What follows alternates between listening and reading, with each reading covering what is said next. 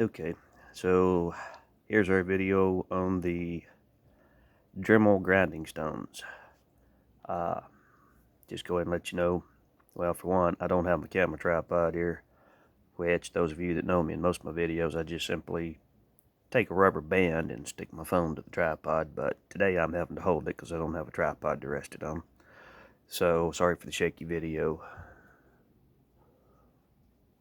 And I'm in friend's basement, so the lighting's not really good down here.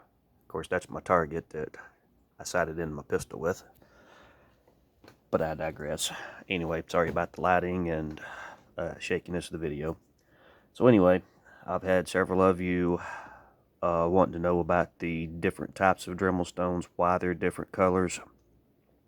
So that's basically what we're getting into here. And again, a little under the weather right now. So hopefully I won't have to blow my nose in the camera and hacking, coughing, whatever. Sipping on my green tea over here, so if I have to take a pause for that, hopefully you'll excuse that. So, making excuses for interruptions, let's get into this. So the basic thing here is, again, we're not going to cover all the attachments and all that. This is basically just about what the different colors of the stones mean and what they're for. And this applies to Dremel stones, not your air grinder stones or Dremel stones, quote unquote Dremel stones, from aftermarket suppliers. Say, you order something off of Amazon and it's a pink and it turns out not to be what it is or whatever. The colors are pretty much applied to anything you get from Dremel or your Roto Zips. Those will stay within the same color code pattern. Okay.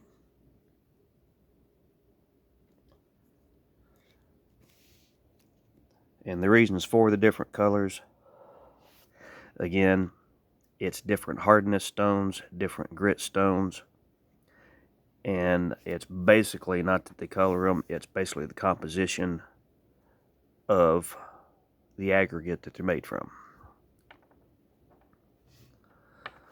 So, your basic, most all your general Dremel stones are going to be this orange color. Let's see if I can actually focus here. I wasn't going to, but didn't look like it was going to focus, so I was going to try to show, some of the grit composition here. Anyway,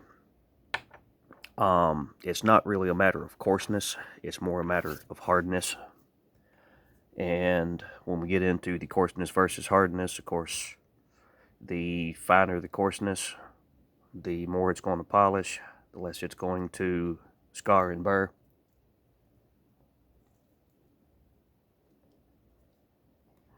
But mostly we're going to deal with hardness and what they're for. So again, your orange, this is your, what I would call a general grinding. Again, I'm behind the camera and can't see what I'm doing. That is going to be for basically hardened steel, carbon steel, or mild steels. Pretty much anything that you want to grind, for the simple fact that it will grind soft materials and it will also grind hardened materials, which you will see in just a moment on these silicon carbide bits.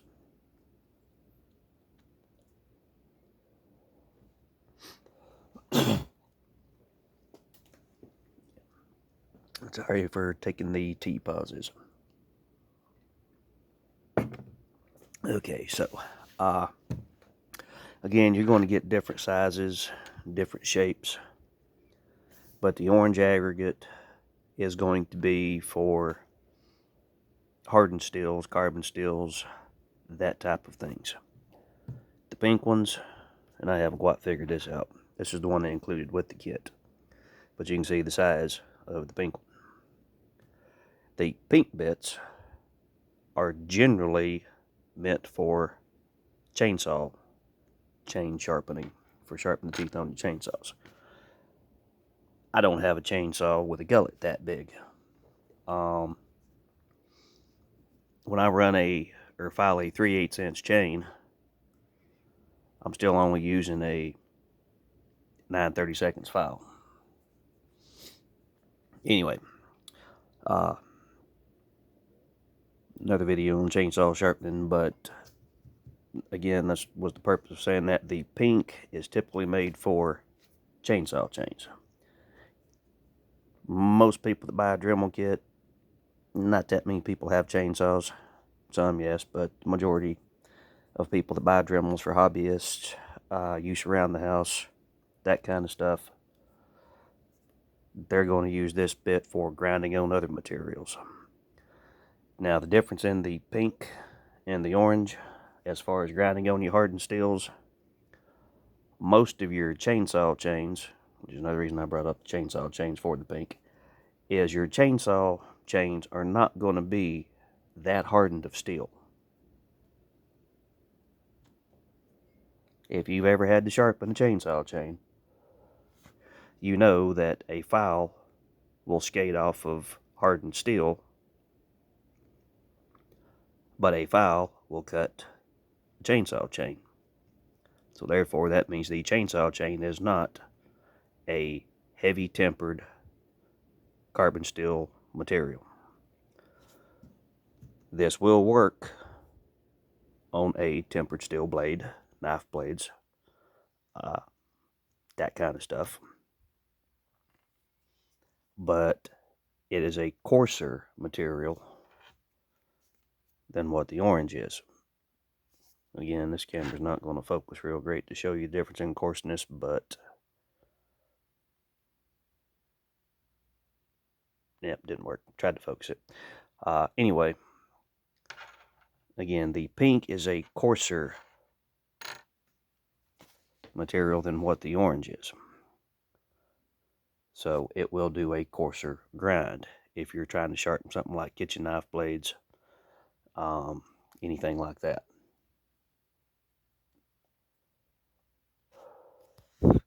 Your green bits, bluish green bits, these are your silicon carbide bits. Now this is a finer coarseness, but it's also a much, much softer material, which I guess I'll go ahead and show you. This bit has got that funny shape to it. This used to be a rounded teardrop shape. What happened on this is I needed a teardrop, and it was a piece of soft metal, mild metal. It was not hardened steel by any means. In fact, what it was is it was one of the brackets,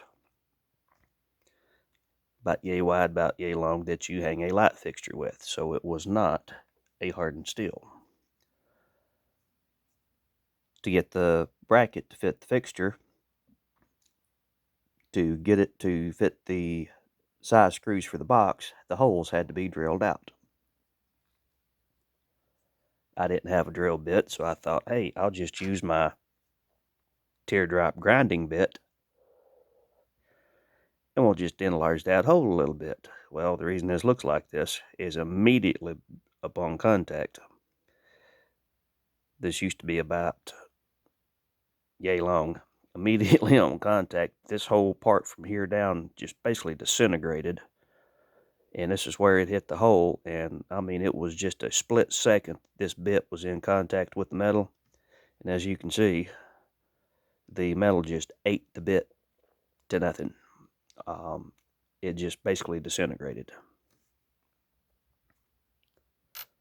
That is a soft material. What the silicon carbide bits are for is for glass, supposedly ceramic. Of course, ceramic is a very hard material, so you kind of have to watch using this on ceramic, because if you're doing something like, say, a ceramic floor tile,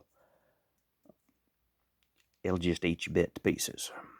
So this is basically for polishing glass say you have, matter of fact, I got two sitting right here. You have a little chip or a nick in the rim of glass. The silicon carbide is made for smoothing glass. You can use this on glass without having to worry about breaking the glass. To a point, don't want to put a lot of pressure on it. You want to, light touch, kind of slow grind. But the silicon carbide is basically about the only use you're going to get for it, unless you're a jeweler, is going to be for polishing glass. Now, the silicon carbide on soft metals, basically anything up to silver, the silicon carbide works good on gold, silver, any kind of jewelry you're doing. Anything over the hardness of silver, though, is going to eat your bit up. So that's what the silicon carbide bits are for.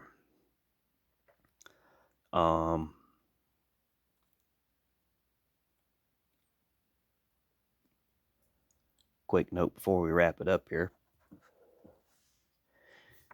One thing you kind of have to watch out with your Dremel stuff.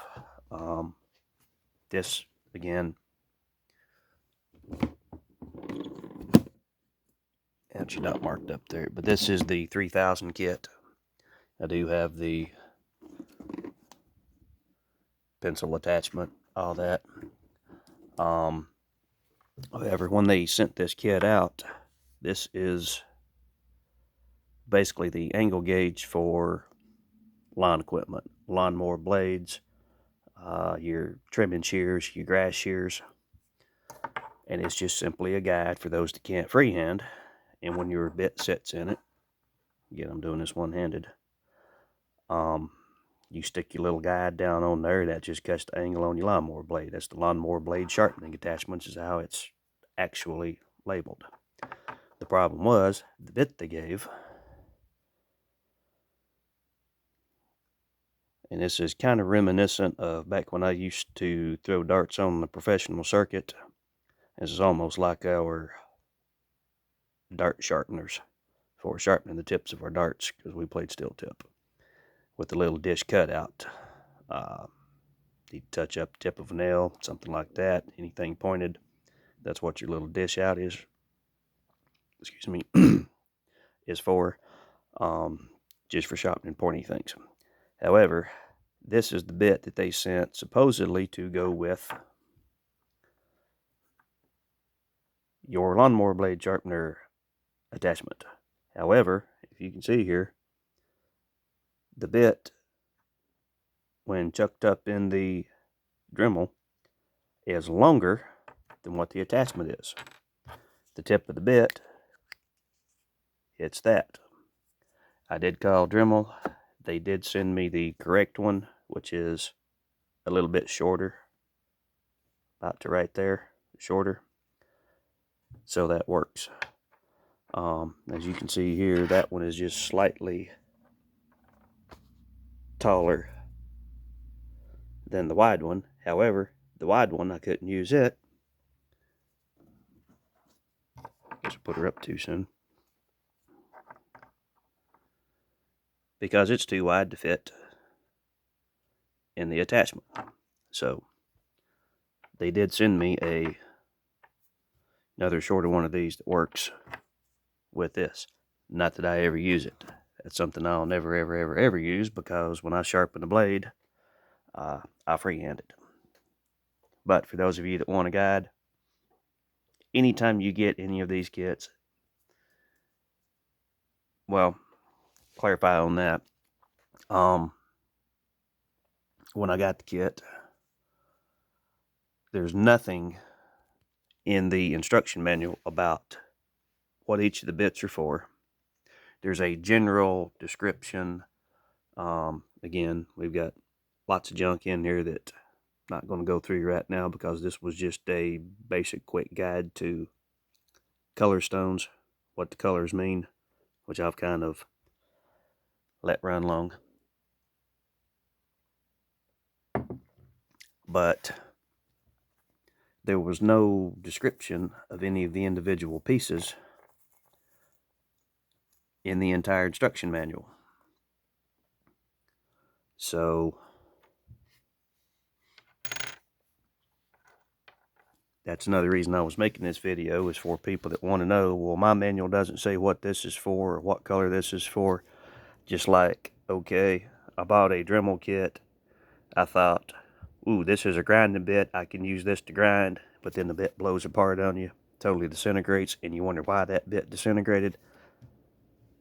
Because Dremel didn't put any instructions in their manuals about the different hardnesses of the stones, what the stones are for. They just give a general, put this size in, and anyway, that's one of my gripes about the Dremel Corporation. That pretty much covers all the colors of the stones.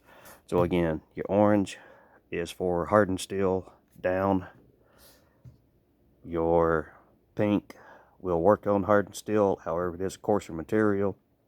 It will also wear quicker on high carbon or hardened steel than the orange will. Silicon carbide, uber soft metals, glass, porcelain, light ceramic.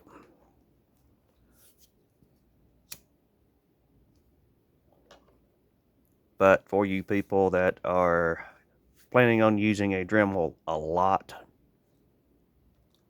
since I have a little bit of time here, I guess y'all can either end the video or fast forward, whatever.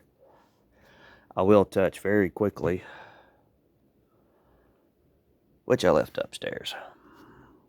Oh well, I'm not going back upstairs to get the attachment because I was using it to cut off some screws for cabinet I'm working on. But I can show you here on the pieces themselves. Again, having to hold the phone with one hand. Most of your kits now, and a lot of, if you buy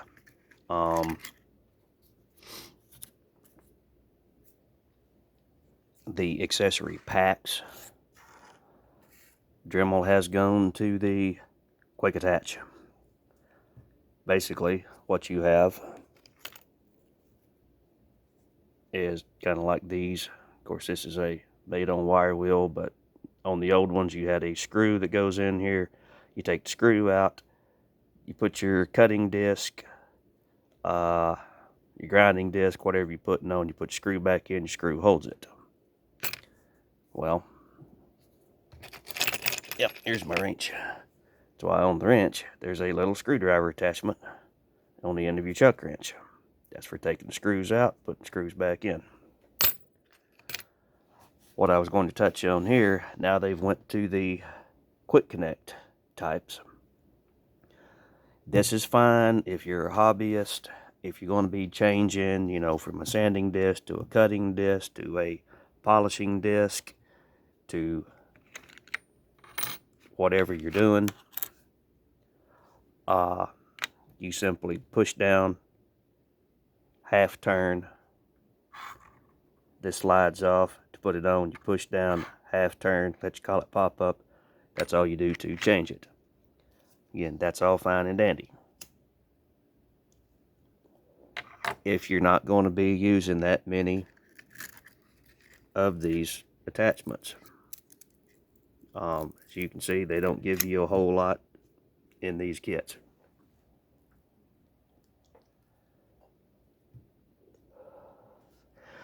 My recommendation, if you're going to be using this a lot, don't buy the quick attach. The reason is this quick attach, because it has this little grommet in it.